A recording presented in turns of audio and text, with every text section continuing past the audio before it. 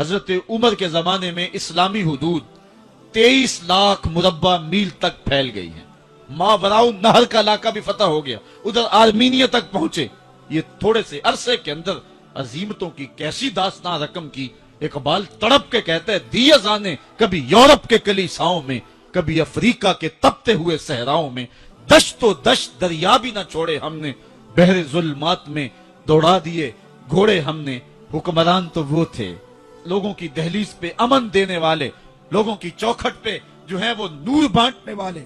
حضرت عمر جن کو تخت حکومت پہ بیٹھتے تھے, اور ان کا تخت کو سونے زبرجد کا نہیں تھا, مسجد نبوی کی چٹائی تھی, اور سارا دن وہاں بیٹھ کے لوگوں کی باتیں سنتے. اور جب رات کے اندھیرے گہرے ہوتے, عمر بھیس بدل کے مدینے کی گلیوں کا گشت کرتے. کہا تمہارے گھر سے دھواں نکل رہا ہے اور بچے رو رہے ہیں, ان کو کھانا کیوں نہیں دیتی؟ کہنے لگی عمر کی جان کو رو رہی. عمر کے پاؤں تلے سے زمین نکل گئے. کہا کیا ہوا؟ کہا 3 دن سے ہمارے ہاں کھانے کے لیے کچھ نہیں ہے, روزانہ بچے روتے ہیں, اور میں ہنڈیا کے اندر پتھر ڈال کر کے نیچے سے آگ ڈالتی رہتی ہوں کہ بچے انتظار کر کر کے سو جائیں گے. کم بخت سو بھی نہیں رہے, اور وہ پتھر پکیں گے بھی کیا, اور میں عمر کی جان کو رو رہی ہوں. حضرت عمر کا کلیجہ دہلنے لگا. فوراً پلٹے واپس, بیت المال میں آئے, گھی کا ایک کنستر لیا, آٹے کی بوری لی, مرچ مسالہ جات بہت کچھ اٹھایا, اپنے کندھے پہ رکھا, بوری اپنی کمر پہ لا دی. عمر بیت المال سے نکلے تو آپ کے خادم اسلم نے دیکھ لیا, آگے بڑھا, کہا میرے آقا میں اٹھاتا ہوں. عمر کی آنکھوں میں آنسو ہے. کہا اسلم قیامت کے دن میرا بوجھ اٹھا لو گے؟ کہا قیامت کے دن تو اپنا اپنا بوجھ اٹھانا پڑے گا. کہا عمر کو آج اپنا ہی اٹھانے دو. حضرت عمر وہ گھی کا کنستر اور وہ آٹے کی بوری سر پہ اٹھائے ہیں, اور اس خاتون کے گھر جاتے ہیں اور دستک دیتے ہیں. وہ جب دیکھتی ہے اس کی جان میں جان آ جاتی ہے. کہا جلدی جلدی آٹا گوندو, اور عمر سبزی کاٹنے لگ جاتے ہیں. حضرت عمر رضی اللہ تعالی عنہ سبزی تیار کر دیتے, ادھر آٹا گند جاتا ہے, اور پھر اوپر چولہا رکھا جاتا ہے, چولہے کے اندر آگ رکھی جاتی ہے, وہ کھانا پکانے لگتی ہے, آگ بجھتی ہے. تاریخ نے لکھا ہے آگ بجھنے لگتی ہے, عمر جھک کر کے پھونکے مارتا ہے. عمر جھک جھک کے پھونکے مارتا ہے. کھانا پک گیا اور بچوں کے سامنے کھانا رکھ دیا, بچے کھا رہے ہیں. اب بچے رو رو کے نڈال ہو چکے تھے. حضرت عمر اپنے ہاتھوں کو اور اپنے گھٹنوں کو اور اپنے پاؤں کو زمین پہ لگا کے, جس طرح بکری کا بچہ چلتا ہے, ویڑے کے اندر کبھی ادھر چلتے ہیں کبھی ادھر چلتے ہیں, تاکہ بچے مجھے دیکھ کے خوش ہوں, اور دل میں کہتے عمر جتنا رلایا ہے اب اتنا ہنسانا بھی پڑے گا. تو کبھی عمر امیر المومنین, یہ میں کسی آج کے جو ہے وہ لوگوں کے ووٹوں پہ منتخب ہونے والے حکمران کی کہانی نہیں سنا رہا, میں اس عمر کی کہانی سنا رہا ہوں جو 23 لاکھ مربع میل کا حکمران ہے, آدھی دنیا کا بادشاہ ہے. حضرت عمر جو ہے جس طرح بکری کا بچہ چلتا ہے, اس طرح اپنے ہاتھ اور اپنے گھٹنے زمین پہ ٹیک کر کے جو ہے وہ اس طرح چلتے ہیں. بچے عمر کو دیکھ کے مسکراتے ہیں. جب بچے مسکرانے لگے تو حضرت عمر نے اس خاتون سے کہا بڑھیا عمر کو معاف کر دے. اس نے کہا تو اتنی ہمدردی کیوں کرتا ہے؟ کہا عمر بیچارہ بڑا پھنسا ہوا ہے, فکر ہے اس کو یرموک و فسطاط و حلوان کی, جب فتح ہے مصر تو تیاری ہے ایران کی, آتے جاتے وفد سے ملاقات بھی کرتا ہوگا, اور شب کو معلوم حالات بھی کرتا ہوگا, کانٹوں میں الجھی ہوئی بیچارے کی جان ہے, نیند اس کو بھی آتی ہے آخر وہ انسان ہے, میری بہن عمر کو معاف کر دے. اس نے کہا نانا عمر کی بات میرے سامنے نہ کر, قیامت کا دن ہوگا, عمر کا گریبان ہوگا اور میرا ہاتھ ہوگا. جب اس نے یہ بات کہی تو عمر برداشت نہ کر سکے, بچوں کی طرح بلک بلک کے رونے لگے. کہا وہ بد نصیب عمر تیرے سامنے ہے, آج ہی کہلا جو کہنا ہے, قیامت کے دن مجھے معاف رکھنا. اس نے کہا تو عمر ہے؟ کہا بد نصیب عمر تیرے سامنے کھڑا ہوں. میرے عمر کہتے ہیں اگر دجلہ کے کنارے ایک بکری کا بچہ بھی پیاسا مر گیا, اس کا حساب بھی عمر سے لیا جائے گا. ایک دن حضرت عمر بیٹھ کے رو رہے تھے, تو کسی نے کہا حضرت رو کیوں رہے ہیں؟ فرمایا کہ میں اس لیے رو رہا ہوں کہ فلاں پل سے بکریاں گزری ہیں, تو پل کے اندر شکستگی تھی, ٹوٹا ہوا تھا پل درمیان میں کچھ, اس میں ایک بکری کی ٹانگ ٹوٹ گئی ہے, تو میں ڈرتا ہوں کہ میرا رب یہ نہ پوچھے کہ عمر تو نے پل صحیح تعمیر نہیں کروائے تھے کہ ایک بکری کی ٹانگ کیوں ٹوٹی ہے. یہ ہیں حضرت عمر رضی اللہ تعالی عنہ. اللہ اکبر.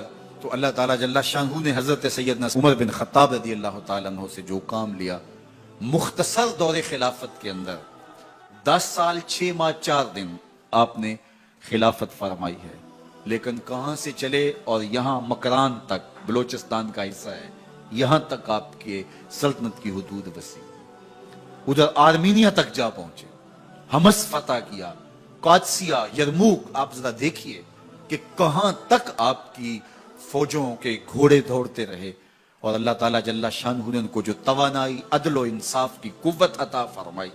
اللہ اکبر. جب زمین پہ عدل کیا ہو تو زمین بھی حکم مانتی ہے، اور حضرت عمر وہ تھے جن کا حکم ہوائیں بھی مانتی تھی، زمین بھی مانتی تھی، جن کا حکم جو ہے وہ آگ بھی تسلیم کرتی تھی اور دریا بھی ان کا حکم مانا کرتے تھے. مصر کے اندر یہ رسمیں بد جاری تھی کہ سال کے بعد ایک دوشیزہ کو زیورات پہنا کے اچھے لباس میں ملبوس کر کے دریا کی بھینٹ چڑھایا جاتا، اس کی قربانی دی جاتی، اس کا خون بہتا تو دریا چلتا. جب مسلمانوں نے مصر فتح کیا تو گورنر نے لکھا کہ اسلام تو اس طرح کی رسوم کی اجازت نہیں دیتا، لیکن خشک سالی ہے، لوگوں کی فصلیں ویران پڑی ہے، تو حضرت کیا کیا جائے؟ تو حضرت عمر رضی اللہ تعالیٰ عنہ کاغذ کے ٹکڑے پہ لکھتے ہیں بسم اللہ الرحمن الرحیم. مصر کے نیل کی جانب عمر کا خط لکھتے ہیں، اے نیل اگر تو اللہ کے حکم سے چلا کرتا ہے تو چل، ورنہ ہمیں تیرے چلنے کی کوئی حاجت نہیں ہے. اور قاصد کو کہا یہ خط لے جاؤ اور جا کے دریائے نیل میں پھینک دو. قاصد جا کے خط دریائے نیل میں پھینک دیتا ہے، پانی آتا ہے، ایسا دریائے نیل چلا 14 صدیاں ہوئی ہیں آج تک کبھی بند ہی نہیں ہوا. دریا حکم مانتے ہیں، آگ نکلتی ہے. لوگ حضرت عمر رضی اللہ تعالی عنہ کے پاس آئے، حضرت لاوا پھوٹا ہے، آگ نکل رہی ہے اور مدینے کی طرف بڑھ رہی ہے، اب کیا کیا جائے؟ فائر بریگیڈ تو زمانے میں تھی نہیں. عمر نے اپنی قمیض اتاری، جس قمیض پہ 17 پیوند لگے ہوئے تھے چمڑے کے، کہا یہ قمیض لے جاؤ، جدھر آگ بڑھ رہی ہے آگے ڈھالنا، آگ پیچھے بھاگ جائے. زلزلہ آتا ہے تو زمین پہ دھرا مارتے ہیں، زمین رک جا، کیا عمر نے تیری چھاتی پہ عدل نہیں کیا ہے؟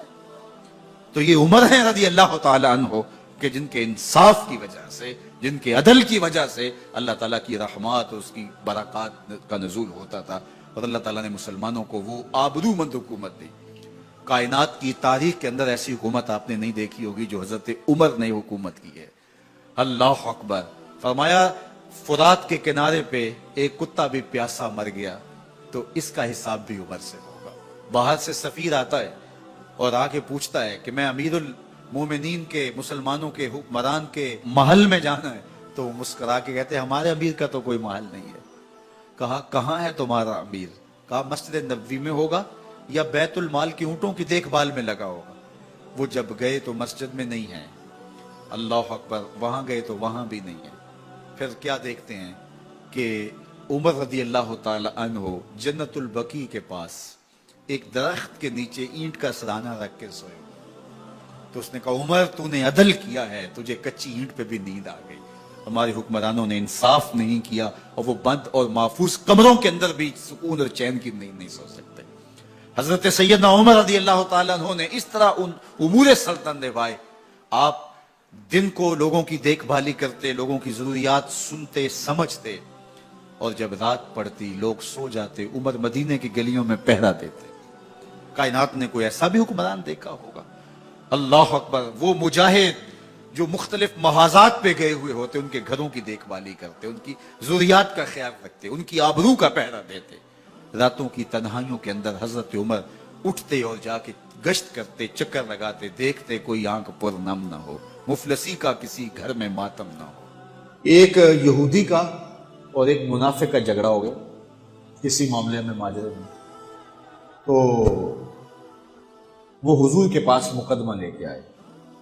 حضور علیہ السلام نے سنا وہ یہودی حق پہ تھا، رسول کریم نے اس کے حق میں فیصلہ دیا کہ تو سچا ہے، تیرے حق میں فیصلہ ہے. اب وہ جو نام نہاد کلمہ گو تھا اس کو اچھا نہ لگا. اس نے کہا میں کلمہ پڑھتا ہوں اور میرے حق میں فیصلہ نہیں دیا، حالانکہ وہ جھوٹا تھا. اس نے اس یہودی کو کہا حضور کے دربار سے باہر نکل کے کہ میں اس مقدمے کا فیصلہ حضرت عمر سے کروانا ہے.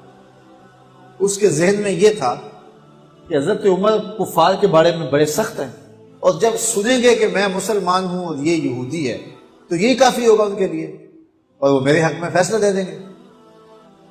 وہ اس یہودی نے کہا ٹھیک ہے مجھے مقبول ہے۔ تو جو سچا آدمی ہوتا اسے ٹینشن کوئی نہیں ہوتی، وہ کہتا ٹھیک ہے اس عدالت میں چلے جاؤ۔ حضرت عمر کے پاس آ گئے، حضرت عمر رضی اللہ تعالیٰ عنہ کو اس نے ساری کہانی سنائی اس منافق نے کہ اس طرح ہوا، اس طرح ہوا، اس طرح ہوا۔ اب یہودی کو ہم تو بھی سنا، اس نے کہا میری ایک ہی بات ہے۔ کہا کیا؟ کہا اس مقدمے کا فیصلہ دربار رسالت سے میرے حق میں ہو چکا ہے۔ حضرت عمر حیرت زدہ ہو گئے اور اس نام نے ہاتھ کلمہ گو سے پوچھا یہ سچ کہہ رہا ہے؟ اس نے کہا جی جی، لیکن میں چاہتا ہوں ذرا آپ فیصلہ کریں۔